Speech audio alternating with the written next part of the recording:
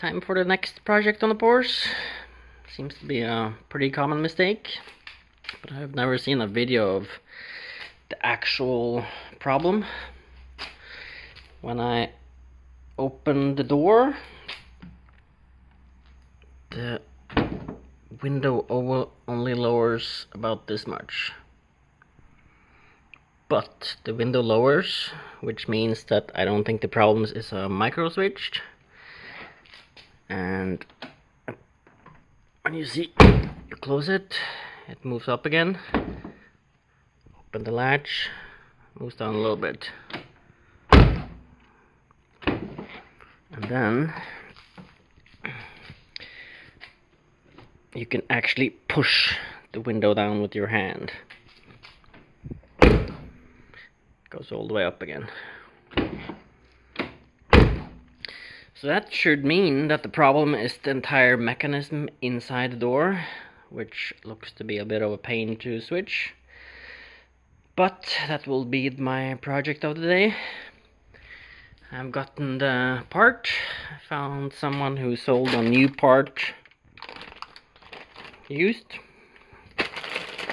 And this is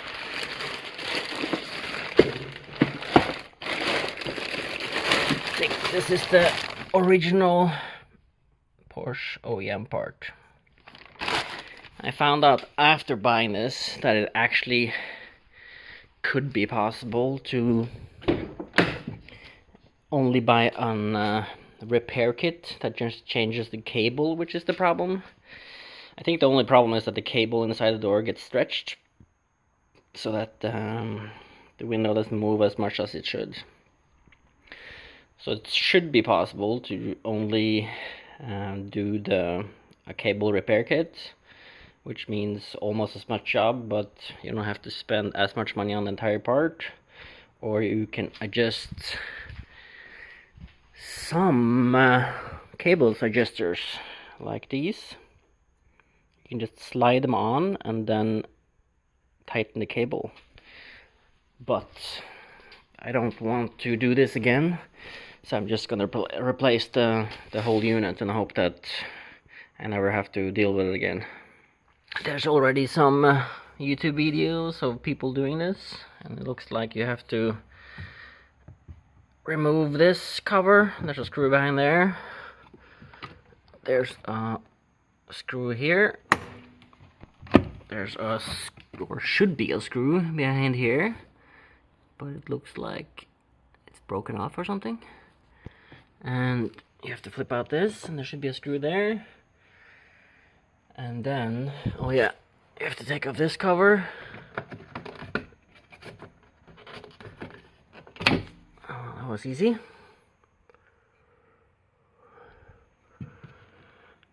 And then you should be able to just pull out all the clips, remove the entire outer cover, and then remove the speaker box and the airbag unit. Of course, be sure to remove or disconnect the battery since it's an airbag in there. Door card is off. Not sure if I remember to say that there's 2 screws behind this piece that you have to pry out. Longer screw is down, shorter is up. And yeah, so that went well. I have a computer here so I can watch an instructional video.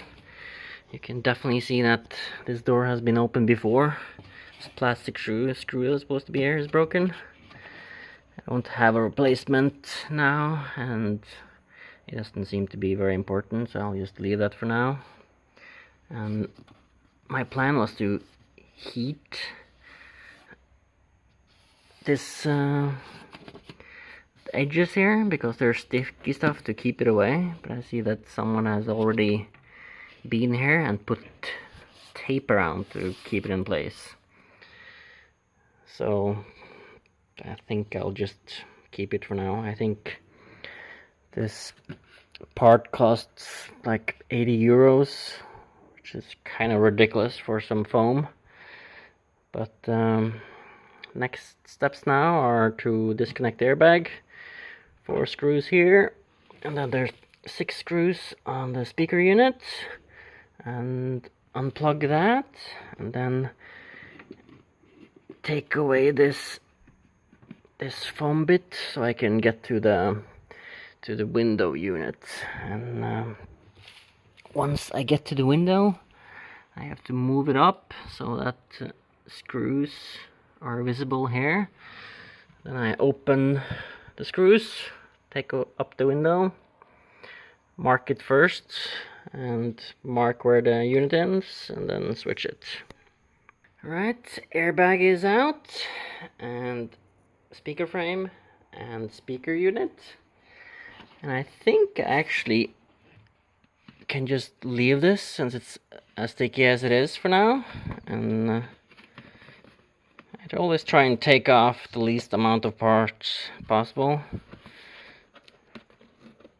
so that I don't risk damaging stuff, and try and keep everything as original as possible. And I think the membrane, what it does is to keep moisture from entering the car. So this, I should change it, but yeah, I don't have the time, or I don't have the part right now. So I'll just make sure it's sticky, and then when you put the cover back on, it will push on it, and that should make it tight and good. One thing I did also find out though is that I was shocked, first of all, by the weight of this car, but I was also shocked of how ridiculously heavy this sort of feels. And I'm starting to understand why. Here's a little weight, and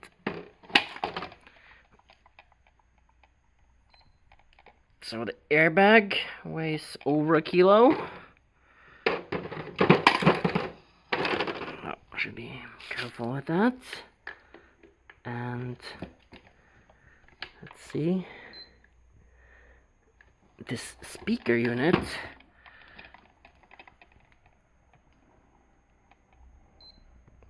weighs almost 2 kilos, which is quite ridiculous. So there's 4 kilos just with these two parts. Airbag, it's nice to have. 2 kilo speaker unit, and Bose, not so sure if that's worth it. I think if I'm keeping this car for a very long time, I would consider changing it maybe and putting in something lighter and better sounding. Got the part I bought here to compare to the parts that's on the car, and I actually believe that the part that is on the car is not the OEM unit, and I think that might be the problem. I saw that the zip tie that's supposed to be here was cracked, and this part here seems to be adjustable, which is very good, but it also seems very flimsy and plasticky. So I kind of have two options now. I could zip tie that back up and try and adjust it here and hope that it holds for a while longer, or I can change the whole part to an OEM part, which I think I will do, and then I will know I will have a part that I can trust for a long time. I'll change the part. So all the videos I've seen recommended putting tape here, so I don't need to adjust the window and putting it back in, but I found it to be kind of a pain and inaccurate to get them in place. So I will just use a marker instead, because this part will be hidden anyways. Windows out. You can see where I marked off. That's kind of hard to make it exact there because of the angle, but I marked off both the places where those are supposed to be. Then before I take out the mechanism, I also marked off where the old one is. So hopefully I should be just able to remove the old mechanism, put the new one back in, put the window back in, and then it should be a snug fit without any adjustments. So now I took these 3 bolts out, moved the regulator or the engine motor out, unplugged it, and there's 1 screw underneath there, 1 screw underneath there, and then 1 here and 1 here. Then the regulator is free. Got the regulator all out now. That's the old one, that's the new one. You can pretty easily see that the old one has stretch feathers already, while the new one does not. I meant spring, nor English. And the new one has more metal parts, which should make it stronger. The old one has adjustment there, while the new one does not. Adjustments would be a very positive thing, except that it feels very, very flimsy, and so does all the plastic parts on this, while this feels a lot more sturdy and strong. So just gonna reuse the motor, which works fine, and then take out this screw, because this is a part for both the Boxster and the 911. So you have to take this out so the window drops as far as it should. You can see that it's not on this part. And then it should be just to put the motor on and put the new part back in. Okay, now the new regulator is installed. Fit the marks there, and I have attached the bolts. So now comes the part that I'm dreading the most, putting back the window and hope that everything fits. This is already at the bottom position and loose, so I should be able to just slide down the window. Then make sure it's... Actually, I should probably slide a little bit up so I can reach the... Slide a little bit up so I can reach the screws, make sure it aligns perfectly, and then attach them gently. And then I can move it up and down and see if it fits perfectly. Alright, got the window installed. It works. The window drops the perfect amount when I open the door, but I can see that the crack is a little tighter at the top, so I'm going to tilt it a little forward. And then the gap seems perfect. So I'm just gonna tilt it a little bit forward, and then it's good to go. Well, almost. I still have to attach the entire inside of the car, obviously. I think I'm gonna replace the membrane after a while, or next time I get parts. But until now, I think I'm gonna try and heat up this old sticky residue a little bit, and then push it in and put the tape back on, and then I think it should be relatively well sealed either way. So I did the final adjustment on the screw in here, and let's see. Now you have the same gap everywhere.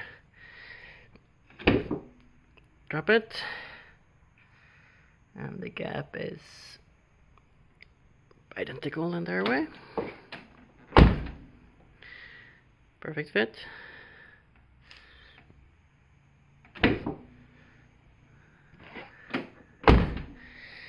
Very happy about that. So then I just need to attach everything, and I also noticed that there are some extra plugs down here. See, if you undo those, you will reach an adjustment screw. This one. So even when I put back everything on, it's pretty easy to unplug that and then adjust the height of the window. This is the same in the back too.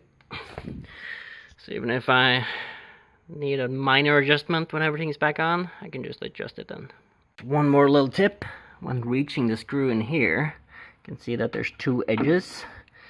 And originally I just used this small attachment to my tool set, but to reach inside here I needed to have this longer one. So if you don't have that, it might be difficult to reach, because this is really the only place you can tighten the screw. Okay, I've started putting the membrane back on now, and heating it up with a heat gun works really well. You obviously have to be super careful when you heat up the glue on the membrane, because the membrane is foam. So if you hold it too long, it will just melt. But heating up the glue works super well. You can see that this is as far as I've come, and the tape isn't really holding on, it's the glue. So it's double layer of glue on the downside and just single layer all the way around. So I just have heating up this part left, then the membrane is back on. Okay, everything is put back together. Just a reverse procedure of what I did while taking it apart. Connected the battery again, no airbag explosions, which is always nice. And then, yes! This looks absolutely perfect. Ah, awesome. Project completed. Check the mic and make sure it sound right, boys.